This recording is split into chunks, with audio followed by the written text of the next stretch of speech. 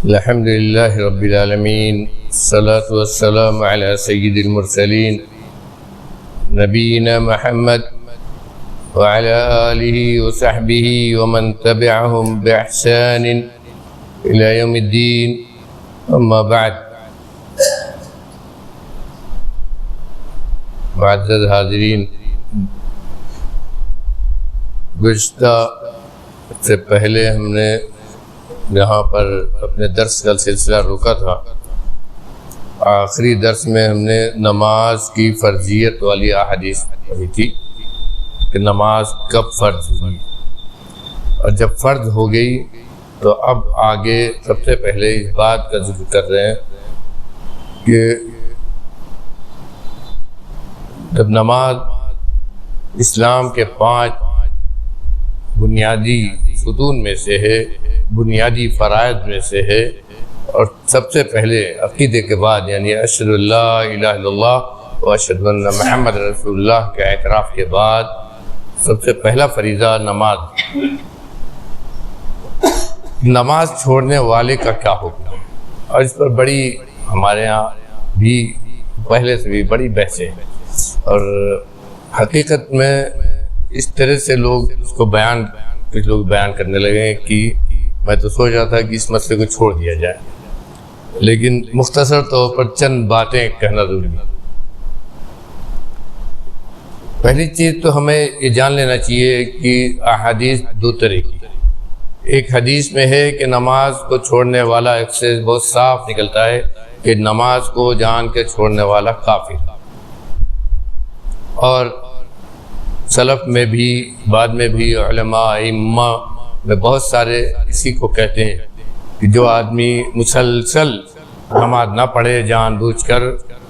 وہ کافر ہے۔ کافر کا مطلب دین اسلام سے باہر ہے، اور حنابلہ میں بہت سے قائل ہیں، اور آج بھی ہم میں سے بھی کچھ لوگ اس قول کو نقل کرتے ہیں اور اس کی بنیاد پر نماز نہ پڑھنے والے کے ذریعہ اور وغیرہ چیزوں کو جو ہے تعلق سے باتیں کرتے ہیں، لیکن یہ صرف ایک قول ہے۔ دوسری طرف قول وہ بھی ہے کہ کافر نہیں ہے، لیکن نماز کا چھوڑنا یہ گناہ کبیرہ ہے، اور بلکہ گناہ کبیرہ میں سے بھی سب سے بڑے گناہوں میں جسے کہا جائے گا وہ ہے۔ اور اسی لیے جو لوگ کہتے ہیں گناہ کبیرہ ہے، وہ بھی کہتے ہیں کہ اسلامی حکومت میں اس کی سختی ہونی چاہیے، آدمی کو قید کر دینا چاہیے، اس کو نماز پڑھنا کسی طرح بھی نماز پڑھنے کی عادت ڈالنا چاہیے۔ یہ بھی کچھ لوگ کہتے ہیں، الگ الگ اس پر کئی علماء کے الگ الگ اقوال ہیں، اور احادیث میں بھی یہی چیز ہے۔ اور دوسری بات یہ کہ حدیثوں میں بہت سارے عمل کو کفر کہا گیا، جس طرح اس نماز چھوڑنے کے معاملے میں۔ چنانچہ پہلی حدیث جو ذکر کی اسی میں ہے بین الرجل و بین الکفر ترک الصلاۃ، آدمی اور کفر کے درمیان یعنی مسلمان اور کافر کے درمیان فرق کرنے والی چیز کیا ہے؟ نماز چھوڑ دینا۔ تو صاف ہے، یعنی نماز پڑھا تو مسلمان، نہیں پڑھا تو کافر، دونوں کے درمیان فرق کرنے والی ایک ہی چیز۔ اسی طرح حدیث میں بہت صاف ہے من ترک الصلاۃ متعمدا فقد کفر، جس نے جان بوجھ کر نماز چھوڑی اس نے کفر کیا۔ کفر کا لفظ ہے، لیکن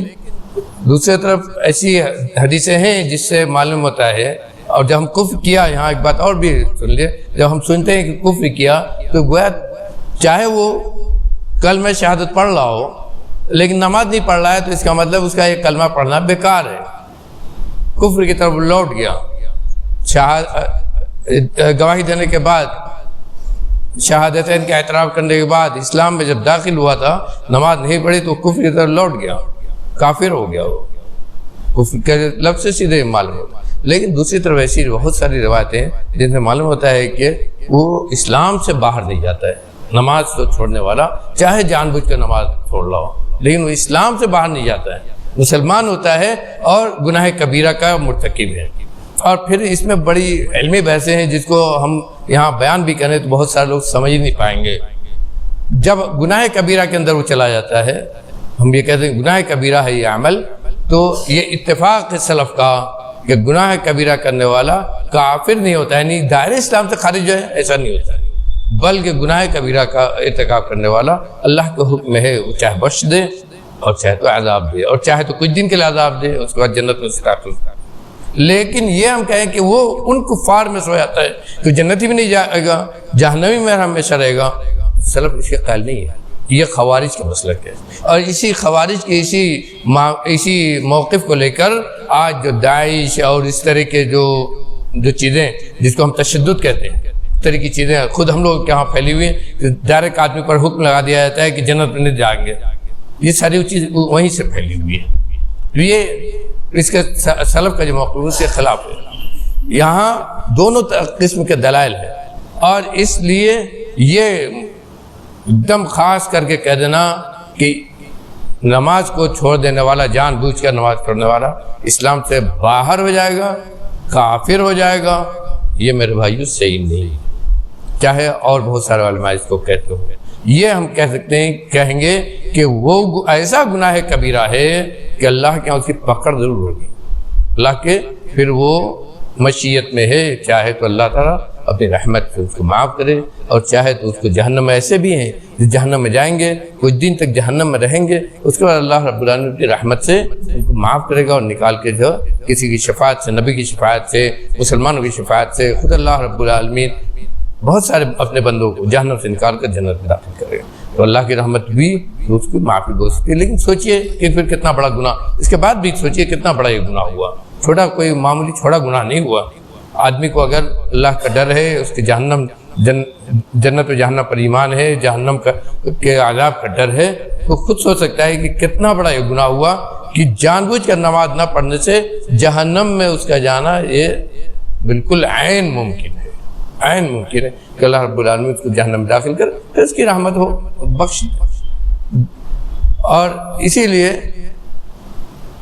ہر عام و خاص کو کسی بھی آدمی، کسی بھی عالم کے قول کی بنیاد پر یہ حکم کسی شخص پر نہیں لگانا چاہیے کہ آدمی نماز نہیں پڑھ رہا ہے کافر، کسی بھی شخص پر، ہر عام و خاص کو اس کا ہرگز اختیار نہیں ہے کہ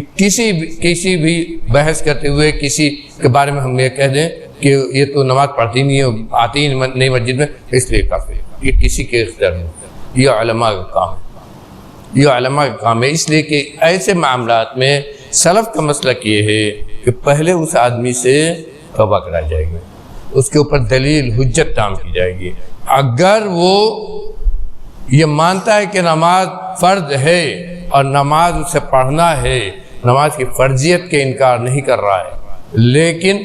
چاہے بشری تقاضے پر یا خوف خدا کی کمی پر یا اور کسی وجہ سے نماز کبھی چھوڑتا ہے کبھی پڑھتا ہے، تو اس کے اوپر کفر کا حکم نہیں لگے گا، اس کے اوپر کفر کا حکم نہیں لگے گا، الا ہے کہ نماز کی فرضیت ہی کا انکار کر دے آدمی، جو عود جیسے کہتے ہیں عربی میں، بلا شبہ ان فرائض کی فرضیت کا انکار کرنے والا اسلام سے باہر ہو جائے گا، مسلمان نہیں رہے گا۔ 1000 مرتبہ شہادتین کا اعتراف کرے، 1000 مرتبہ کلمہ شہادت پڑھے، لیکن اگر ان فرائض کا انکار کرتا ہے اور یہ کہ یہ ان فرائض ایسے ہی ہیں، ان کو صرف لوگوں کو مشغول کرنے کے لیے کر دیا گیا ہے، جیسے آج بہت سارے کہنے والے ملحدین یہ بھی کہتے ہیں، چاہے وہ کلمہ پڑھتا رہے مسلمان سے نہیں کہا جائے گا۔ پھر اگر کھلا کھلا انکار کر رہا ہے، اس کے بعد میں ایک دم صاف ہے یہ کو انکار کر رہا ہے ان فرائض کی، جو 4 فرائض اسلام کے ہیں۔ لیکن اگر یہ نہیں ہے تو اس سے بات کی جائے گی، اس کو سمجھایا جائے گا، اس کا اتمام و حجت کیا جائے گا، اور اس کو صحیح راستے پر لانے کی کوشش جائے گی۔ اس پر ہر عام و خاص ہر آدمی جو چاہے جیسے چاہے اس پر حکم لگا دے، یہ ہرگز درست نہیں۔ اس کے بعد جو حدیث ذکر، اس لیے یہی وجہ ہے کہ انہوں نے علامہ شوکانی نے دونوں قسم کی باتوں پر باقاعدہ بحث کی ہے، دونوں قسم کے قول پر، دونوں طرح کی حدیثوں کا ذکر کیا ہے کہ بہت ساری ایسی حدیثیں ہیں جن سے لگتا ہے کہ نبی کریم صلی اللہ علیہ وسلم نے بہت سارے عمل کو کفر کہا ہے، لیکن کفر نہیں ہے، حقیقی کفر نہیں ہے۔ چنانچہ آپ نے کہا ہے حدیث میں لیس من رجل ادعا لغیر ابیہ ویعلمہ الا کفر، جو آدمی اپنی نسبت اپنے باپ کے علاوہ کسی اور کی طرف کرے جو آدمی اپنی نسبت اپنے باپ کے علاوہ کسی اور کی طرف کرے جبکہ جان رہا ہے کہ اس کا باپ نہیں ہے بلکہ وہ ان کا باپ نہیں بلکہ کسی اور کا باپ ہے، فقط کفر الا کفر، مگر اس نے کفر کیا۔ بہت میرے بھائیو یہ بھی آج ہمارے یہاں ہے، تو اس کا یہ مطلب نہیں کہ وہ کافر ہو جائے گا، وہاں مطلب یہ ہے کہ اس نے کفر کا عمل کیا ہے، اس چیز کا انکار کیا ہے جس سے اسلام اجازت نہیں دیتا ہے، اور اسی لیے یہ کبیرہ گناہوں میں سے۔ اور اسی طرح یہ بھی فرمایا کہ اثنتان فی الناس ہما بہم کفر الطعن فی النسب والنیاحۃ علی المیت۔ دو چیزیں جو لوگوں میں ہوں گی یہ دونوں کفر ہیں۔ ایک چیز یہ ہے کہ آدمی کو اس کے نسب کے تعلق سے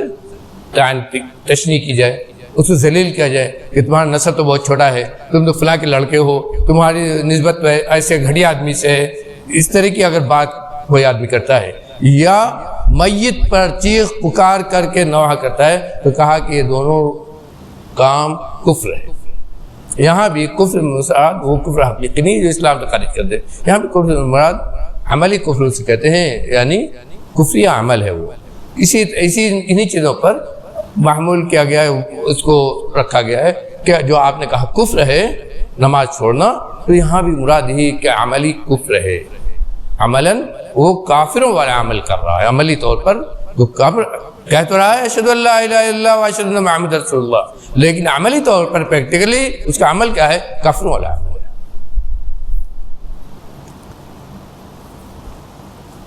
اس کے بعد کی جو حدیث ہے وہ بچوں کو نماز پڑھنے کو حکم ہے۔ باب امر الصبی بالصلاۃ تمرینا لا وجوبا، کہتے ہیں کہ بچوں کو نماز کا حکم دینا سکھانے کے لیے، ان پر واجب نہیں ہوتی ہے۔ کب؟ عن عمرو بن شعیب نبیا جدی قال قال رسول اللہ صلی اللہ علیہ وسلم مروا صبیانکم بالصلاۃ ل7 سنین وضربوهم علیہا ل10 سنین وفرقوا بینہم فی المضاجع۔ حضرت عمرو بن شعیب نبی جدی روایت کرتے ہیں نبی کریم صلی اللہ علیہ وسلم فرمایا کہ اپنے بچوں کو نماز کا حکم دو جب وہ 7 سال کے ہوں، اور ان کو نماز پر مارو جب 10 سال کے ہو جائیں، اور ان کے درمیان یعنی 10 سال کے ہونے کے بعد ان کے بستر الگ الگ کر دو، ایک بستر پہ ایک ساتھ نہ سوئے۔ تو یہاں جو 7 سال کا حکم ہے، اسی لیے اس کے بعد ایک حدیث ذکر کی ہے کہ عن عائشہ رضی اللہ عنہا عن النبی صلی اللہ علیہ وسلم قال رفع القلم عن 3 عن النائم حتى يستيقظ وعن الصبي حتى يحتلم وعن المجنون حتى يعقل۔ حضرت عائشہ رضی اللہ عنہ سے روایت ہے کہ نبی کریم صلی اللہ علیہ وسلم فرمایا کہ رفع القلم، قلم اٹھا لیا گیا ہے 3 آدمی سے۔ مطلب یہ ہے کہ جو حکم ہے شریعت کا وہ ان تینوں پر نہیں لاگو ہوتا۔ کون؟ آدمی سویا ہو تو معاف ہے یہاں تک کہ بیدار ہو، نماز اس کی چھوٹ گئی، اٹھا پہلے نماز پڑھے گا۔ تو سونے والے سے اللہ تعالیٰ نے حکم کو اٹھا لیا ہے، مکلف نہیں ہے جسے کہتے ہیں۔ اسی طرح بچہ یہاں تک کہ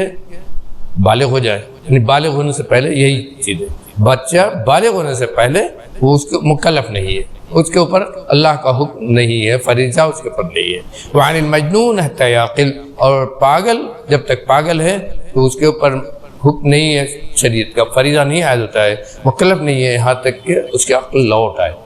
یہاں اس کو ذکر کیا اسی لیے کہ جو کہا کہ بچوں کو حکم دو، تو گویا بچوں پر نماز فرض نہیں ہے، لیکن اسی عمر سے ان کو نماز پڑھنا سکھایا جائے، پریکٹس کرائی جائے، تعلیم دیا جائے، ان کو نماز پڑھنے کا طریقہ بتایا جائے، وضو کرنے کا طریقہ بتایا جائے، طہارت پاکیزگی کیا ہے وہ بتایا جائے۔ بچپن ہی سے گویا اسلام نے یہ سکھلایا ہے کہ بچپن ہی سے آدمی کو اس طرح آپ ٹریننگ دے دو اپنے دین کے بارے میں کہ جب مکلف ہو تو ساری چیزیں جانتا ہو، وہ نہ چھوڑے۔ اور حقیقت یہ ہے کہ اگر بچپن سے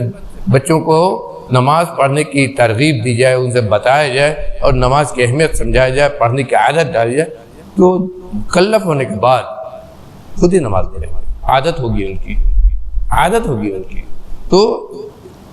اسی لیے کہا کہ واجب نہیں ہے لیکن حکم دیا ہے، اور 10 سال میں بھی واجب نہیں ہوتی ہے، لیکن مارنے کو کیوں کہا ہے؟ مارنے کو اس لیے کہا ہے کہ اب سختی کرو۔ مارنے کا مطلب یہاں یہی ہے کہ سختی کر کے ان کے ساتھ سختی کا برتاؤ کرو کہ ان کی عادت پڑ جائے، سیکھ جائیں وہ نماز پڑھنا، مسجد میں جانا سیکھ جائیں۔ میرے بھائیو یہاں ایک مسئلہ اور ہم ذکر کریں گے، مسجد میں بچوں کے آنے کے تعلق سے ہمارے ہاں الگ الگ طرح کی باتیں لوگ سوچتے ہیں۔ حقیقت میں بچہ جب سن شعور کو پہنچ جائے، سمجھنے لگے، یہ اس کو سمجھ میں آنے لگے کہ ہم مسجد میں اگر جاتے ہیں تو کہاں جاتے ہیں اور کس طرح ہمیں اس مسجد میں جا کر ہمیں ہونا چاہیے۔ یہ 3 سال 4 سال 5 سال بچے کی دماغ سوچ کے حساب سے ہوتا ہے یہ، لیکن جب ہم بچے کو مسجد میں لاتے ہیں تو ہمیں بہرحال مسجد کا آداب اس کو کچھ نہ کچھ سمجھانا چاہیے، اور اتنا ضرور اس طرح اس کو لانا چاہیے کہ مسجد میں گندگی نہ ہو، مسجد میں وہ ڈسٹرب نہ کریں، اور مسجد میں آنے کے بعد دھیرے دھیرے سیکھے مسجد سے، صرف مسجد میں اس طرح لے کے آئیں کہ مصلیان کو اس سے تکلیف ہو، تو بہرحال یہ درست نہیں، یہ ذمہ داری لانے والے کی اور والدین کی ہے کہ ابھی صرف سن شعور کو پہنچائے، ابھی اچھے سے نہیں سمجھ رہا ہے کہ مسجد کے آداب کیا ہے، تو پھر ہمیں مسجد میں لانے سے پہلے تھوڑا تھوڑا دھیرے دھیرے اس کو سمجھانا ہی ہوگا کہ اس طرح کی مسجد میں ہو۔ اللہ تعالیٰ میں کہنے سننے سے عمل کرنے کی توفیق ارزانی فرمائے۔ نمازی ہم سب کو نمازی بنا دے، نماز کا پابند بنا دے، نماز کو ہماری زندگی کا حصہ بنا دے، نماز کو ہماری زندگی کا حصہ بنا دے۔ ربنا تقبل منا انك انت السميع العليم وتب علينا انك انت التواب الرحيم، وصلى الله على خير خلقه محمد وآله وسلم۔